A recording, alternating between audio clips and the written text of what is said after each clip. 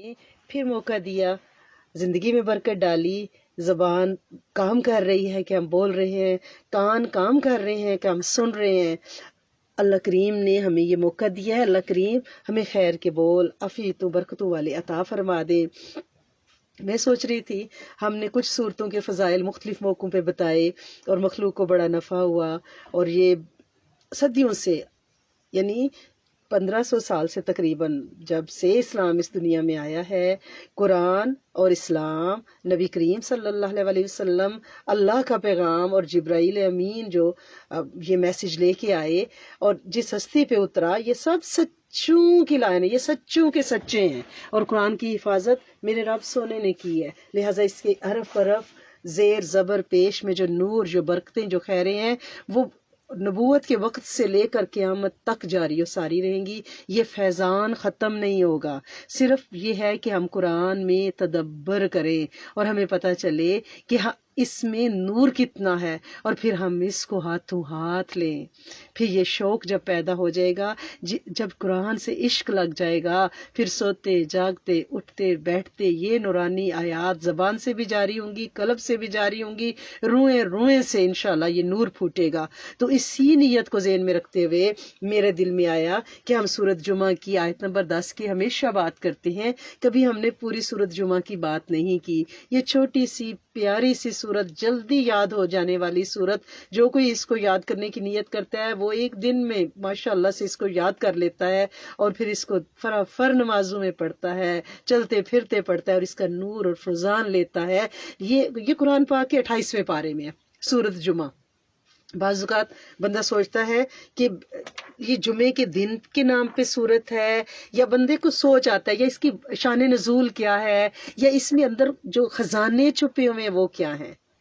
تو یہ خزانے ازلوں سے دریافت ہو چکے ہیں، ہم ان کو بیان کر رہے ہیں، ہماری کوئی اوقات ہی نہیں ہے کہ ہم اس میں غوطہ زن ہوں۔ ہم نے تو خوشہ چینی کی ہے ان مفسرین سے، ان ہستیوں سے جنہوں نے عرق ریزی سے اپنی زندگیاں قرآن کے لیے لگا دی ہیں، اور اللہ پاک ان کی قبروں کو نور سے بھر دے، ان کی نسلوں کو رنگ و رنگ کر دے، جنہوں نے قرآن پہ محنت کی، تدبر کیا، تفکر کیا، اور پھر ہم جیسے لوگوں کے لیے اس کے نور کو افشا کیا تاکہ ہم اس کو شوق سے سنیں اور پھر اس پہ عمل کریں۔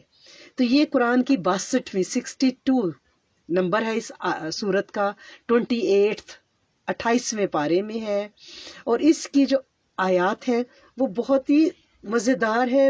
آپ کو یاد ہوگا کہ ہم جب بھی رمضان شروع ہوتا ہے تو ہم چاند رات میں ہم کہتے ہیں کہ بھائی آپ اس آیت کا 113 بار ورد کر لیں۔ وہ کون سی آیت ہے آپ کو یاد ہے؟ آیت نمبر 4، کہ وہ کون سی؟ ذالک فضل اللہ، یہ اللہ کا فضل ہے، یوتی ہی میں یشاء، جس سے چاہتا ہے دے دیتا ہے، وہ بڑے فضل والا ہے۔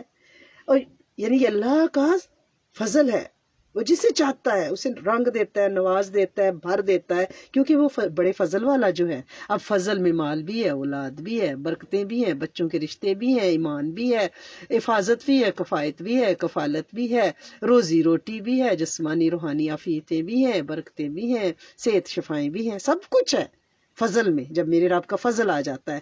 تو اس آیت کو جمعے کے ہم لوگ کہتے ہیں رمضان کے پہلی رات کو اس کو ہم 113 بار الحمدللہ رب العالمین ہمارے گروپ کے ساتھی سب پڑھتے ہیں، لیکن اگر اسے آپ ہر نئے چاند پہ پڑھیں تو آپ کو فیض ملے گا، پورا مہینہ خیر و برکتوں سے انشاءاللہ گزرے گا۔ اب یہ جو سورت ہے، اس سورت میں جمعہ کا حکم دیا گیا ہے، اسی لیے اس کا نام سورت جمعہ اللہ پاک نے رکھا ہے۔ اس کی آیت نمبر جو 9 ہے نا، اس میں اللہ پاک نے حکم دے دیا ہے لوگوں کو کہ بھئی دیکھو، جب جمعے کے دن آواز دی جائے، تمہیں پکارا جائے، نودیا پکارا جائے، تو نماز کے لیے دوڑ پڑو، کوشش کرو، آ جاؤ ذکر اللہ کی طرف۔ اب ذکر نماز بھی ہے اور ذکر جمعے کا خطبہ بھی ہے کہ ذکر کی طرف آ جاؤ، کیونکہ یہ جو سورت ہے نا، اس کا یہ جو دوسرا رکوع ہے، یہ 2 رکوع ہیں اس سورت کے۔ دوسرا جو رکوع ہے وہ ہجرت کے فوراً بعد نازل ہوا ہے، کیونکہ جمعہ کی نماز ہجرت کے 4 5ویں دن نازل ہو گئی تھی، فرض ہو گئی تھی۔ جمعہ جو ہے ہجرت مدینہ کے 3 4 دن بعد ہی ہو گیا۔ تو اس کا مطلب ہے کہ یہ جو دوسرا رکوع ہے یہ ہجرت کے وقت نازل ہوا تھا، ہجرت کے فوراً بعد نازل ہوا تھا، کیونکہ اس وقت تک دینی اجتماع کی کوئی بات ہی نہیں تھی، کیونکہ مکہ کی آپ نے ہسٹری ساری کئی بار سنی ہے کہ یہاں پہ تو دو بندوں کو اکٹھے ہو کے دین کی بات کرنے کا سوچا بھی نہیں جا سکتا تھا، جہاں پہ ابو جہل اور جیسے جو ہے ابو لہب جیسے ظالم گلیوں کے کونوں پہ کھڑے ہوں اور کسی کو بات نہ کرنے دیں، دارالارقم میں چھپ چھپ کے دین کی بات ہو، تو مذہبی اجتماع کا تو سوال ہی پیدا نہیں ہوتا۔ اب میرے رب نے ایک پراپر سٹیٹ مسلمانوں کو دی، ایک گوشہ عافیت دیا، تو یہاں پہ پھر دینی اجتماعات شروع ہوئے۔ تو یہ پہلا اجتماع جمعہ کے دن کا ہوا، تو جمعے کی ابھی اجتماعات کے یہ جو گیدرنگز ہیں اس کے آداب کا ہی نہیں پتا تھا کہ اس کا ادب کیا ہے۔ جب محفل میں بیٹھتے، جیسے ہم یہاں بیٹھتے ہیں تو ہم کہتے ہیں بھائی باوضو بیٹھا کریں، قبلہ رخ ہو کے بیٹھا کریں، آپ لوگ اعتکاف، نفلی اعتکاف کی نیت کر کے بیٹھا کریں، اور ہجرت کی کہ آپ گناہوں سے نیکی کی طرف ہجرت کر رہے ہیں، اور یہ نیت کر کے بیٹھا کریں کہ اللہ کریم اس وقت جتنے فرشتوں کی جماعتیں جو تلاش میں ہوتی ہیں ذکر کے گروہوں کی، وہ اس کی تلاش میں یہاں تک پہنچی ہیں اور ہماری دعاؤں پہ آمین کر رہی ہیں، اور ہم اپنے لیے اور امت کے لیے دعائیں دل میں رکھ کے بیٹھتے ہیں۔ تو یہ جو گیدرنگز ہے نا، دین کی مجالس ہیں، ان کے اصول و ضوابط اور اس کے ادب ہیں، ٹھیک ہے نا؟ جیسے آفس کا ہوتا ہے، آفس ڈیکورم ہے، بالکل اسی طرح وہ تو ایک دنیا کے آفیسز ہے نا، تو میرے رب کا جہاں نام لیا جائے وہ ڈیکورم کیا ہوگا؟ تو یہ جو دینی اجتماعات ہیں، اس صورت میں اللہ پاک نے وہ یعنی ڈسپلن سکھائے ہیں۔ اب جب حکم آ گیا کہ بھی نماز پڑھنی ہے، کیوں جمعہ کا حکم؟ اسی میں پہلا رکوع جو ہے وہ بہت بعد میں نازل ہوا ہے، فتح خیبر کے موقع پہ۔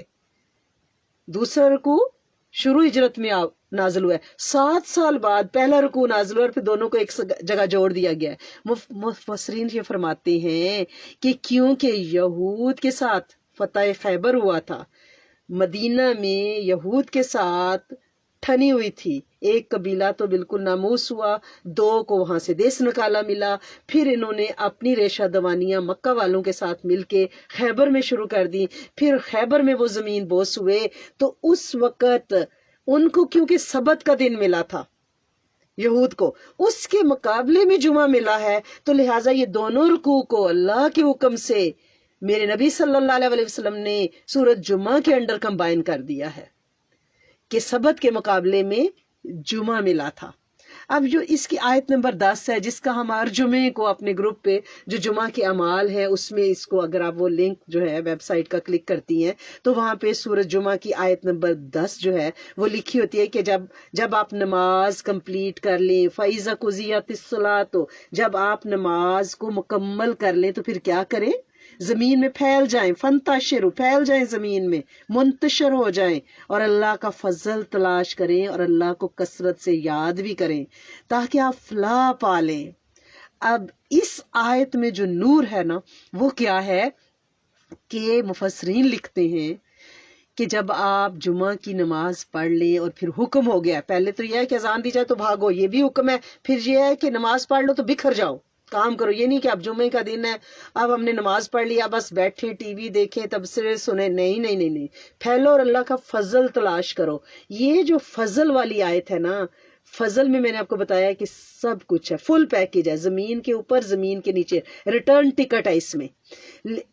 اور مفسرین لکھتے ہیں کہ ایک تابعی اس آیت کو جب پڑھتے تھے، جمعے کی دن سورۃ جمعہ پڑھی، جب آیت نمبر 10 پہ پہنچے یہاں پہ رکے اور انہوں نے دعا کی کہ اللہ کریم جس فضل کا وعدہ اس آیت میں ہے وہ مجھے، میری نسلوں کو، امت کے جن و انس کو عطا فرمائے۔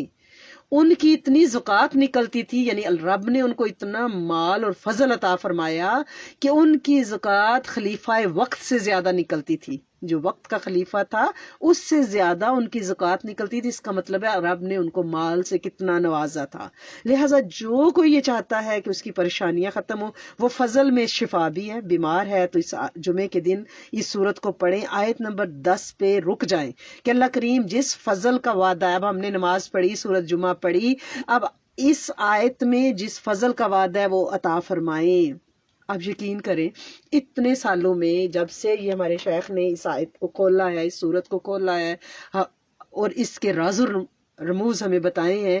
میں نے جس کسی کو مالی مسئلہ تھا، کاروبار کا مسئلہ تھا، صحت شفا کا مسئلہ تھا، اس کا بتایا کہ آپ ہر نماز کے بعد، یہ چھوٹی سی صورت ہے، اس کو پڑھیں اور آیت نمبر 10 پہ رک کے بھی آپ دعا مانگیں کہ اللہ کریم جس فضل کا وعدہ، میں نے نماز پڑھ رہی، یا میں زمین میں بکھر رہی ہوں، گھر کے کام کر رہی ہوں، صفائیاں کر رہی ہوں، بچوں کو اسکول سے لینے جا رہی ہوں، گروسری کرنے جا رہی، یہ سب زمین پہ بکھرنا ہے نا، خیر تلاش کرنا ہے. اللہ کریم ان میں برکت، ایسی برکتیں ڈلی، ایسی برکتیں ڈلی.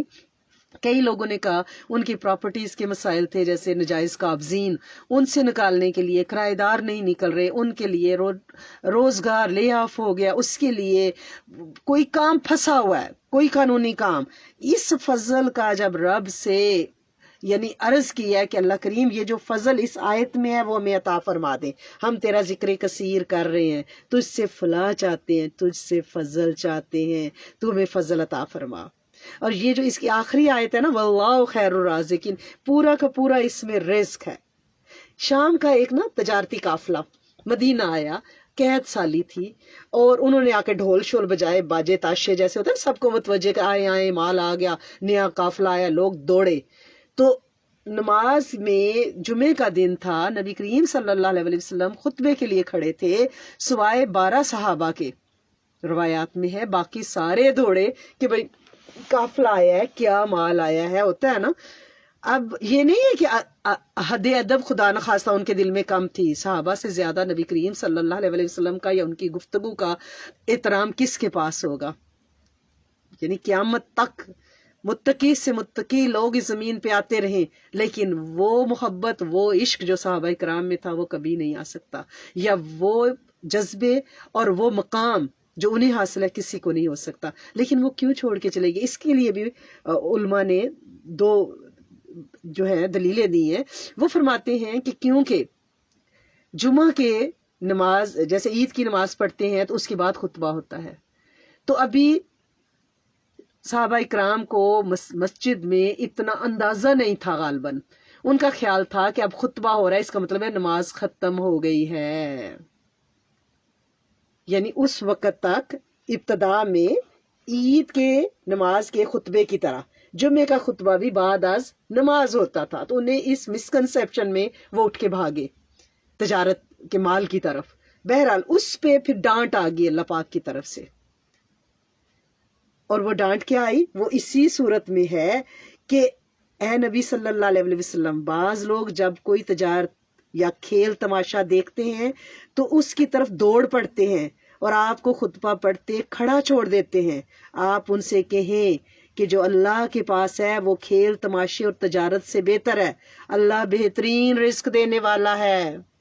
آپ اس آیت کا، آخری آیت کا اگر ورد کریں گی، دنیا کے باجوں تاشوں، کھیل تماشوں، سوشل میڈیا کی ایکٹیویٹی سے آپ کا دل اچاٹ ہوگا انشاءاللہ، اور آپ کو ربی تعلق ملے گا، توکل علی اللہ ملے گا، ہر مشکل میں نظر رب کی طرف اٹھے گی، اور یہ دنیا کی لغویات سے دل جو ہے وہ اٹھ جائے گا.